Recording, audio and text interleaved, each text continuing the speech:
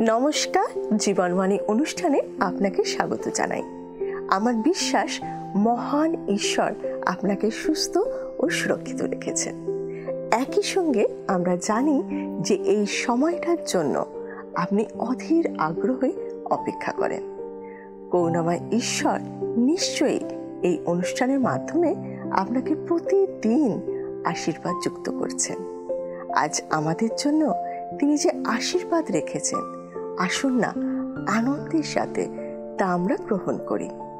কিন্তু আসুন তার আগে একটা গানের মধ্যে দিয়ে আমরা ঈশ্বরের গৌরব করি।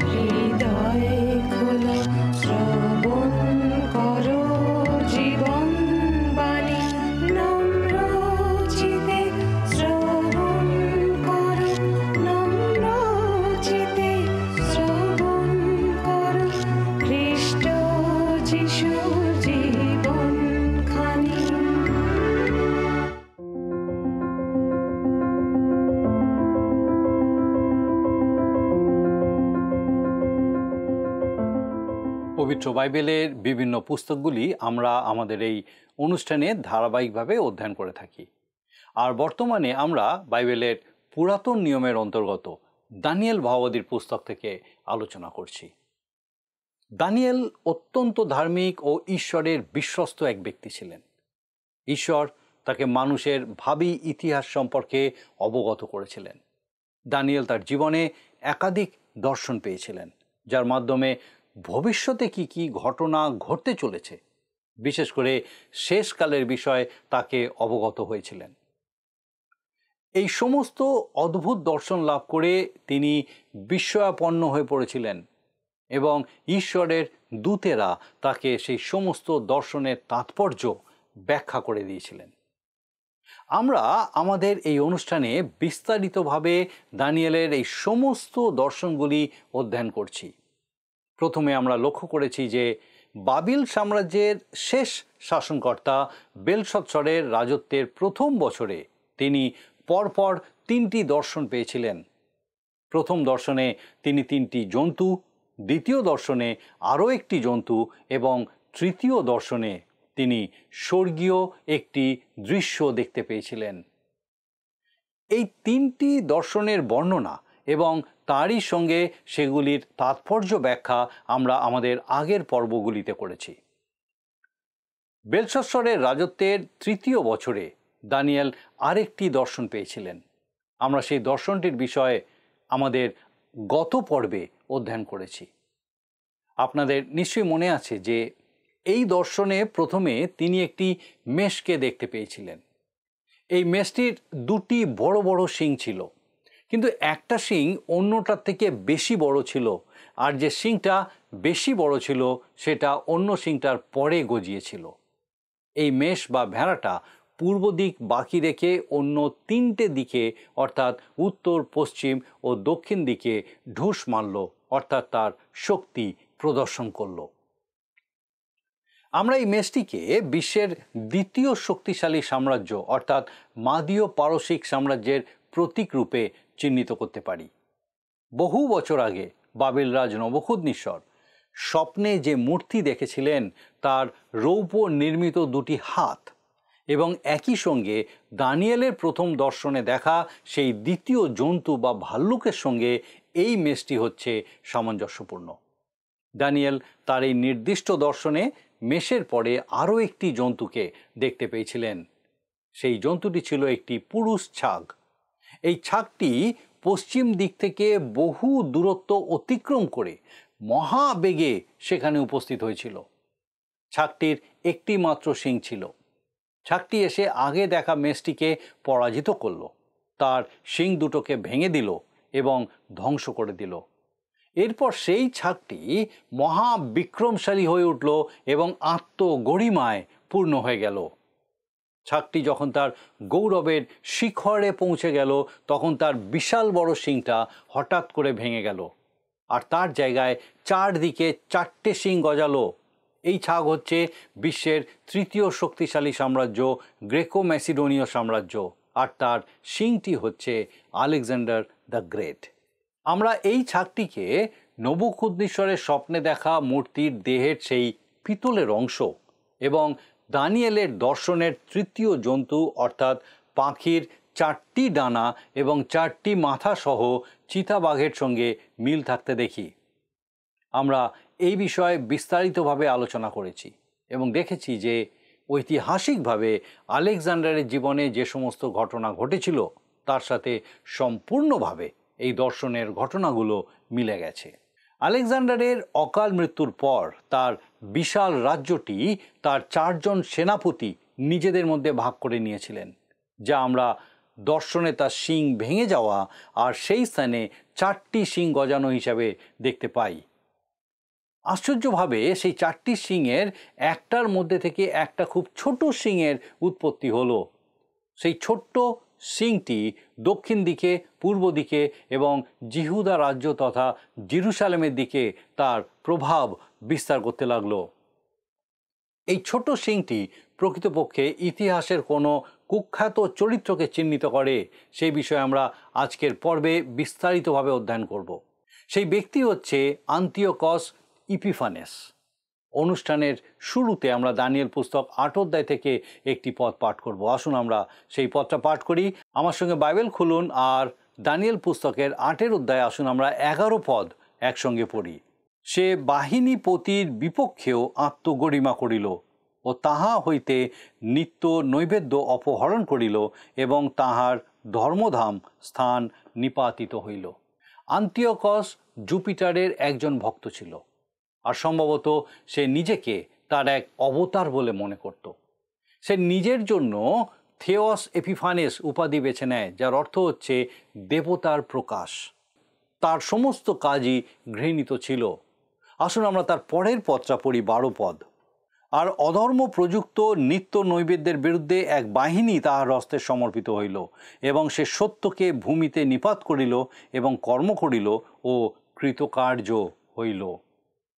সেই সময়ে ঈশ্বরের অনুমোদনমূলক ইচ্ছার মাধ্যমেই সেই ছোট্ট সিংটি তার কাজে সাফল্য পেয়েছিল এবং নিজেকে সমৃদ্ধ করে তুলেছিল। আসুন আমরা 13 পদটা পাঠ করি। পরে আমি এক পবিত্র ব্যক্তিকে কথা কইতে শুনিলাম, এবং যিনি কথা কইতেছিলেন তাহাকে আর এক পবিত্র ব্যক্তি জিজ্ঞাসা করিল, সেই নিত্য নৈবেদ্যের অপহরণ ও সেই ধ্বংসজনক অধর্ম দলিত হইবার জন্য ধর্মদামের ও বাহিনীর সমর্পণ সম্বন্ধীয় দর্শন কত লোকের জন্য? পবিত্র ব্যক্তি বলতে এখানে কোনো মানুষকে বোঝানো হয়নি, কিন্তু ঈশ্বরের কোনো বুদ্ধিমান সৃষ্টিকে বোঝানো হয়েছে, যাদের আমরা অপার্থিব সৃষ্টি বলে থাকি। আমি অনেক সময় মনে মনে ভাবি, স্বর্গদূতেরা আমাদের কি বলে ডাকেন? মন্দিরকে অপবিত্র করার এই ঘটনাকে এখানে ধ্বংসজনক অধর্ম বলা হয়েছে। এক পবিত্র ব্যক্তির প্রশ্নের উত্তরে অন্যজন কি বলেছিলেন সেটা আমরা এর পরের পদে পাঠ করি। আসুন আমরা 14 পদ পড়ি। তিনি তাহাকে কহিলেন, 2,300 সন্ধ্যা ও প্রাতঃকালের নিমিত্ত পরে ধর্মদামের পক্ষে বিচার নিষ্পত্তি হইবে। এই 2,300 দিনের ব্যাখ্যা নিয়ে সবসময় অনেক মতভেদ আছে। একটি সংগঠনের উদ্ভব হয় মহান দ্বিতীয় আগমনের জাগরণ থেকে, যেখানে এই পত্রিকে দিনগুলিকে বছর হিসেবে ব্যাখ্যা দেওয়া হয় এবং সেই হিসাব অনুযায়ী খ্রিস্টের দ্বিতীয় আগমনের তারিখ 1883 সাল নির্ধারণ করা হয়। উইলিয়াম মিলার এবং তার অনুসারীরা, যাদের মধ্যে এলেন জি হোয়াইটও ছিলেন, ধর্মদাম বলতে পৃথিবীকেই বুঝিয়েছিলেন যা খ্রিস্টের আগমনের সময় শুদ্ধ করা হবে। মিলার ছিলেন একজন খাঁটি অথচ গুরুতরভাবে ভ্রান্ত ব্যাপটিস্ট উপদেশক।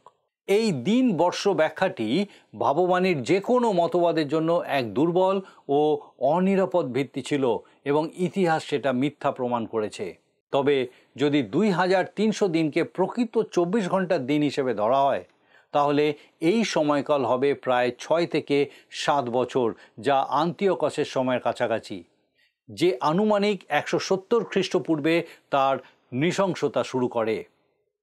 শেষমেশ জিহুদি যাজক জিহুদা ম্যাকাবিয়াস, যাকে হাতুড়ি বলা হতো, অরামীয় সেনাবাহিনীকে তাড়িয়ে দেন, আর তারপর মন্দিরকে শুদ্ধ করা হয় এবং নতুন করে ঈশ্বরের আরাধনায় উৎসর্গ করা হয়। জনলিখিত সুসমাচার তার 10 অধ্যায় 22 পদে আমরা দেখতে পাই লেখা আছে, সেই সময় জেরুসালেমে মন্দির প্রতিষ্ঠার পর্ব উপস্থিত হইল। তখন শীতকাল। সেটি ছিল খ্রিস্টের সময় পালিত পবিত্র পর্বগুলির একটি, যা এখনও ইহুদি ধর্মাবলম্বী মানুষেরা পালন করে। এটি এমন একটি পর্ব যা পুরাতন নিয়মের কোথাও উল্লেখ করা নেই, কারণ এটি পুরাতন ও নতুন নিয়মের মধ্যবর্তী সময় শুরু হয়। আমরা এই অধ্যায়ের অন্তিম ভাগে এই দর্শনটির তাৎপর্য ব্যাখ্যা হতে লক্ষ্য করব। আসুন আমরা 15 আর 16 পদটা পাঠ করি। আমি দানিয়েল এইরূপ দর্শন পাইলে পর তাহা বুঝিবার চেষ্টা করিলাম, আর দেখো, পুরুষাকৃতি এক ব্যক্তি আমার সম্মুখে আসিয়া দাঁড়াইলেন, এবং আমি উলয়ের তীর মধ্য হইতে মনুষ্যের রব শুনিলাম। সেই রব ডাকিয়া কহিল, গ্যাব্রিয়েল, ইহাকে দর্শনের তাৎপর্য বুঝাইয়া দাও। দানিয়েল সেই দর্শনে অত্যন্ত বিস্মিত হয়ে পড়েছিলেন, আর তিনি এর অর্থ কী সেটা বুঝতে খুবই আগ্রহী হয়েছিলেন। আর তখন তার কাছে গাব্রিয়েল দূত এসে উপস্থিত হলেন। বাইবেলেই প্রথমবার গাব্রিয়েলের সঙ্গে আমাদের পরিচয় হয়। আসুন আমরা তার পরের পদটা পাঠ করি। আমরা 17 পদ পাঠ করি। তাহাতে আমি যে স্থানে দাঁড়াইয়াছিলাম, তিনি সেই স্থানের নিকটে আসিলেন। তিনি আসিলে আমি ত্রাসযুক্ত হইলাম, উপুর হইয়া পড়িলাম। কিন্তু তিনি আমাকে কহিলেন, হে মনুষ্য সন্তান, বুঝিয়া লও, কারণ এই দর্শন শেষকাল বিষয়ক। যে ব্যাখ্যা এখন গ্যাব্রিয়েল দেবেন তাতে এটা স্পষ্ট হবে যে আন্তিওকস এপিফানেস হচ্ছে ভবিষ্যতে আগত খ্রিস্টারির এক ক্ষুদ্র প্রতিচ্ছবি মাত্র। এই দর্শন শেষকাল বিষয়ক। খেয়াল করুন, এটি শেষকাল বিষয়ক। সময়ের শেষের বিষয় নয়। বাইবেলের কোথাও আমাদের সময়ের শেষের সম্পর্কে কিছু বলা হয়নি। শেষকাল এই ভাববাণীর সম্পূর্ণ পরিপূর্ণতার সময়কে নির্দেশ করে, যাকে আমাদের প্রভু যীশু মহাক্লেশের সময় বলেছেন। এখানে যার কথা বলা হয়েছে সে হচ্ছে খ্রিস্টারই, যাকে পাপ পুরুষ এবং সপ্তম অধ্যায়ের ক্ষুদ্র শৃঙ্গ হিসেবেও সম্বোধন করা হয়েছে। এই ভাববাণী নিকট ভবিষ্যতের সীমা অতিক্রম করে অনেক দূরের ভবিষ্যতের দিকে নির্দেশ করছে। এমনকি আমাদের এই সময়েও এটি এখনো ভবিষ্যতের একটি বিষয়। আন্তিওকস হচ্ছে কেবল সেই অন্য ক্ষুদ্রতম শৃঙ্গের একটি ছায়া মাত্র, যে জাতিগণের সময়ের শেষে আসবে। এই বিষয়টি শেষকাল এই কথা বলার মাধ্যমে স্পষ্ট করে বোঝানো হয়েছে। আসুন আমরা এখন 18 পদটা পাঠ করি। যখন তিনি আমার সহিত আলাপ করিলেন, তখন আমি ঘোর নিদ্রায় ভূমিতে উপুর হইয়া পড়িলাম, কিন্তু তিনি আমাকে স্পর্শ করিয়া স্বস্থানে দাঁড় করাইলেন। এই দর্শনের ফলে দানিয়েলের ওপর কি শারীরিক প্রভাব পড়েছিল সেটা বোঝা যায়। গাব্রিয়েল তাকে তুলে দাঁড় করালেন আর বললেন, দেখুন 19 পদ, আর তিনি কহিলেন, দেখো, ক্রোধের উত্তরকালে যাহা ঘটিবে তাহা আমি তোমাকে জানাই, কেননা এ নিরূপিত শেষকালের কথা। গ্যাব্রিয়েল আবারও স্থানীয়ভাবে আন্তিওকসের বিষয়ে ভাববাণীর পূর্ণতা থেকে সরে গিয়ে জাতিগণের সময়ের শেষের বিষয়ে কথা বললেন। এবারে তিনি সেই দর্শনের ব্যাখ্যা করতে শুরু করলেন। আমরা আসুন 20 পদ পড়ি। তুমি 2 শৃঙ্গ বিশিষ্ট যে মেষ দেখিলে, সে মাদীয় ও পারসিক রাজা। এটা আমাদের জন্য স্পষ্টভাবে চিহ্নিত হয়েছে। আমাদের অনুমান করার কোনো প্রয়োজন নেই। সেই মেষটি নিশ্চিতভাবে মাদীয় ও পারসিক রাজাদের প্রতিনিধিত্ব করে। 21 পদ, আর সেই লোমস ছাগ যবন দেশের রাজা, এবং তাহার 2 চক্ষুর মধ্যস্থানে যে বৃহৎ শৃঙ্গ, সে প্রথম রাজা। সুতরাং লোমস ছাগ একইভাবে গ্রিস দেশের রাজাকে চিহ্নিত করা হয়েছে, আর বৃহৎ শৃঙ্গ হল তার প্রথম রাজা আলেকজান্ডার দ্য গ্রেট। 22 পদ, আসুন আমরা পড়ি। আর তাহার ভগ্ন হওয়া ও তৎপরিবর্তে আর 4 শৃঙ্গ উৎপন্ন হওয়া, ইহার মর্ম এই, সেই জাতি হইতে 4 রাজ্য উৎপন্ন হইবে, কিন্তু উহার ন্যায় পরাক্রম বিশিষ্ট হইবে না। অন্য কথায়, এই রাজাদের কেউই আলেকজান্ডার দ্য গ্রেটের মতো ক্ষমতা সম্পন্ন ছিলেন না। আসুন আমরা 23 পদ পাঠ করি। তাহাদের রাজ্যের উত্তরকালে অধর্মীদের মাত্রা পূর্ণ হইলে ভীষণ বদন ও গুরবাক্যবিদ এক রাজা উৎপন্ন হইবে। ক্ষুদ্র শৃঙ্গ হল সেলুকাসের বংশের আন্তিওকস এপিফানেস, যে অরাম দেশ দখল করেছিল। এই পত্রের এবং ইতিহাসের ঘটনার একমাত্র যথাযথ ব্যাখ্যা হলো, এই ব্যক্তি মন্দ আত্মার দ্বারা আবিষ্ট ছিল। এই দিক থেকে সে আগত খ্রিস্টারির এক প্রতিচ্ছবিও ছিল। প্রভু যীশু তার বিষয়ে উল্লেখ করে বলেছিলেন, কেননা ভক্ত খ্রিস্টেরা ও ভক্ত ভাওবাদীরা উঠিবে এবং এমন মহৎ মহৎ চিহ্ন ও অদ্ভুত অদ্ভুত লক্ষণ দেখাইবে, যে যদি হইতে পারে তবে মনোনীত দিগকেও ভুলাইবে।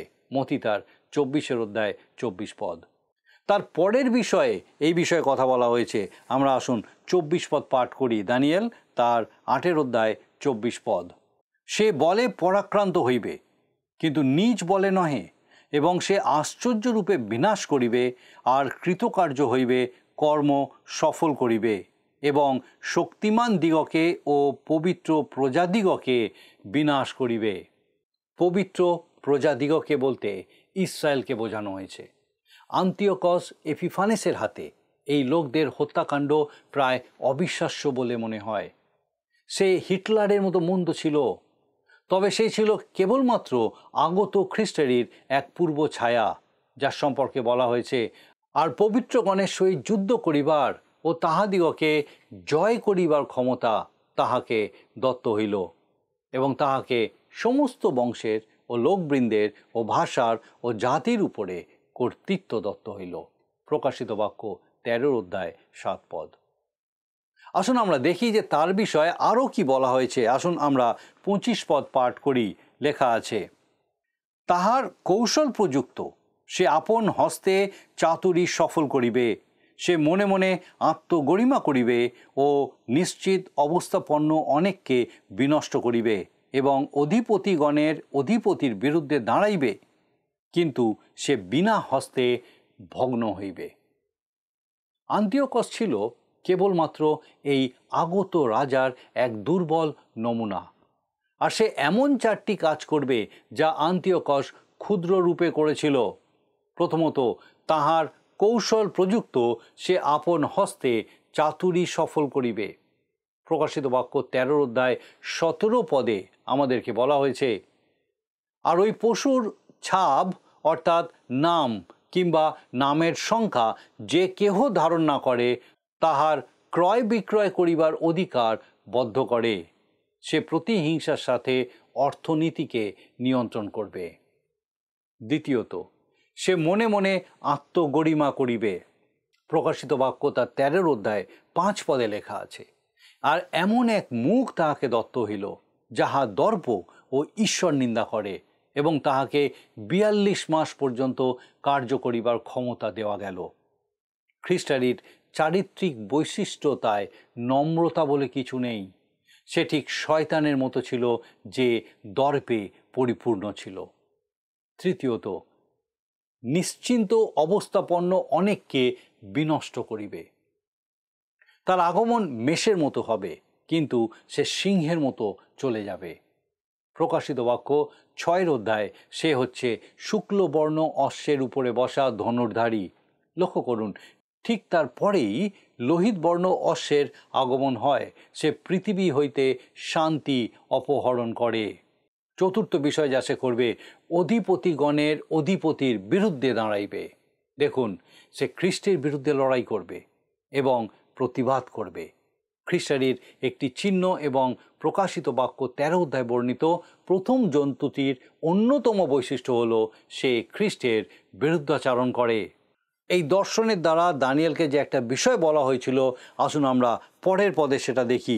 26 পদ, আর সন্ধ্যা ও প্রাতঃকালের বিষয়ে কথিত দর্শন সত্য, কিন্তু তুমি এই দর্শন মুদ্রাঙ্কিত করো, কেননা এ অনেক দিনের কথা। দানিয়েলকে বলা হয়েছিল যে এই দর্শনটি হচ্ছে বহু দূরবর্তী ভবিষ্যতের বিষয়, কেননা এ অনেক দিনের কথা। এই অধ্যায়ের শেষ পদে আমরা দেখি এই দর্শন পেয়ে দানিয়েলের কি অবস্থা হয়েছিল। আসুন আমরা 27 পদ পড়ি। আর আমি দানিয়েল কিছুদিন ক্লান্ত ও পীড়িত ছিলাম, তাহার পর উঠিয়া রাজার কর্ম করিলাম, আর সেই দর্শনে চমৎকৃত হইলাম, কিন্তু কেহ তাহা বুঝিল না। এই দর্শনের শারীরিক ও মানসিক প্রভাব দানিয়েলের উপর ভয়াবহ ছিল। সেই সময় ঈশ্বর জাতিগণের সময়কে ইসরায়েল জাতির ইতিহাসের সঙ্গে সংযুক্ত করতে শুরু করেছিলেন। প্রথমে দানিয়েল এই বিষয়টি নিয়ে বিভ্রান্ত ছিলেন, এবং এখনও অনেক লোকের মনে এই বিষয়টি নিয়ে বিভ্রান্তি সৃষ্টি হয়। কিভাবে ঈশ্বর তার ইসরায়েলের জন্য পরিকল্পনাকে জগতের সমস্ত পরজাতীয়দের জন্য পরিকল্পনার সঙ্গে মিলিয়ে নিতে পারেন।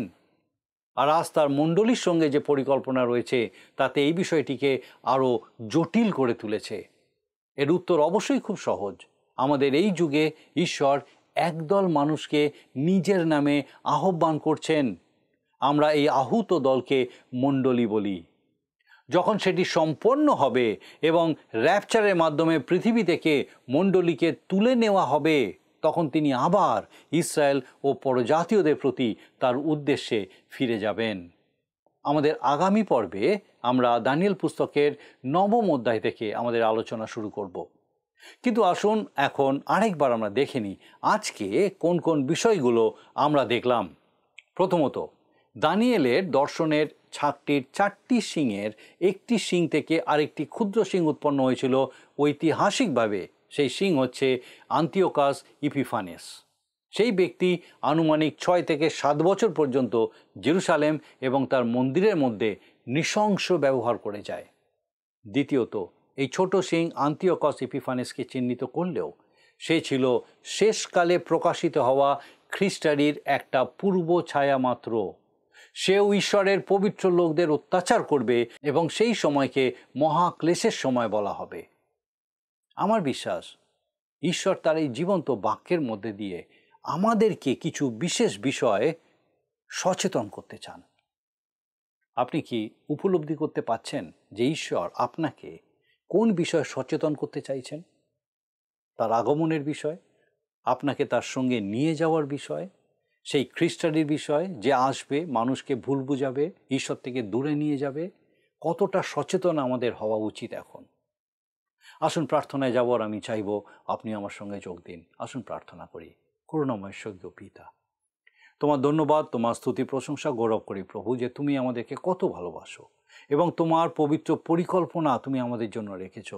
তোমার সেই জীবন্ত পবিত্র পরিকল্পনা পিতা, তোমার জীবন্ত বাক্যের মধ্যে দিয়ে আমাদের কাছে তুমি প্রকাশ করো।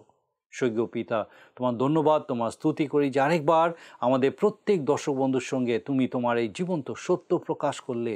তোমার পরিকল্পনা যা তুমি সেই প্রত্যেকের জন্য করে রেখেছো, যে পিতা তুমি সে প্রত্যেককে তোমার কাছে সংগ্রহ করতে চাও।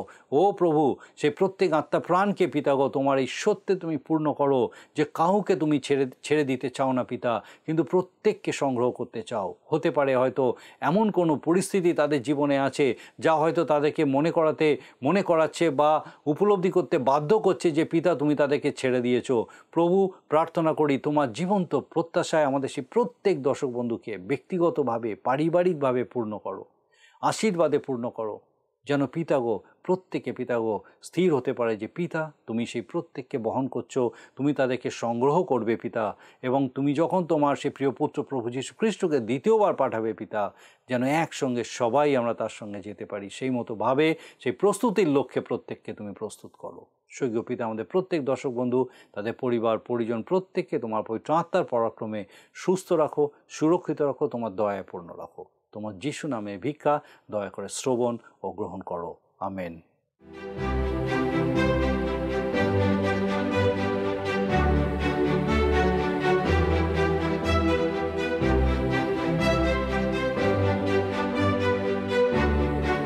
আপনি যদি আমাদের এই অনুষ্ঠান বা পুরাতন সম্প্রচারগুলি আবারও দেখতে চান, তাহলে আমাদের অফিসিয়াল ইউটিউব চ্যানেলটি সাবস্ক্রাইব করুন। ভালো লাগলে ভিডিওটি লাইক করুন এবং আপনার বন্ধুবান্ধবদের সাথে শেয়ার করুন। আর অবশ্যই আপনার মতামত কমেন্ট সেকশনে জানান। শাস্ত্র বলে বাক্য নিষ্ফল হয় না, আর তাই আমি বিশ্বাস করি আর যে বাক্য আপনি শুনেছেন তা আপনার জীবনে ফলপ্রসূ হবে। আপনার কোনো প্রশ্ন থাকলে আপনি টিভি স্ক্রিনে দেওয়া নাম্বারে আমাদের জানাতে পারেন। আমরা চেষ্টা করব আপনার প্রশ্নের উত্তর দিতে। এখন আমরা প্রশ্ন উত্তর পর্বে যাই এবং শুনে নিই আজকের দিনের প্রশ্ন। প্রিয় বন্ধু, আসুন আমরা আজকের প্রশ্নোত্তরে আসি। গতকালের প্রশ্নের উত্তর অপশন সি, তৃতীয়। আজকের প্রশ্ন, দানিয়েলকে মেষ ও ঝাঁক দর্শনের তাৎপর্য কে বুঝিয়ে দিয়েছিলেন? Option A Michael, B Gabriel, C Raphael, D তিনজনের কেউ নয়। বন্ধু, এই প্রশ্নের উত্তর আগামীকাল সন্ধে 6টার মধ্যে option A, B, C, D সহকারে আপনার নাম ও সম্পূর্ণ ঠিকানা সহ 9433497235 এই নম্বরে SMS বা হোয়াটসঅ্যাপে পাঠাবেন।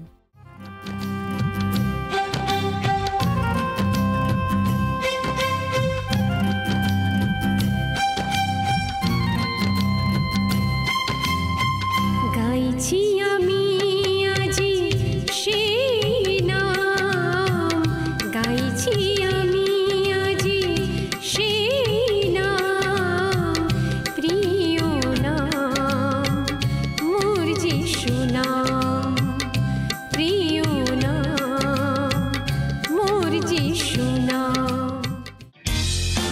যদি আপনার এই অনুষ্ঠান ভালো লেগে থাকে তাহলে এই নম্বরে একটি মিসড কল করুন, তাহলে আপনি পরের বারের বিজয়ী হতে পারেন।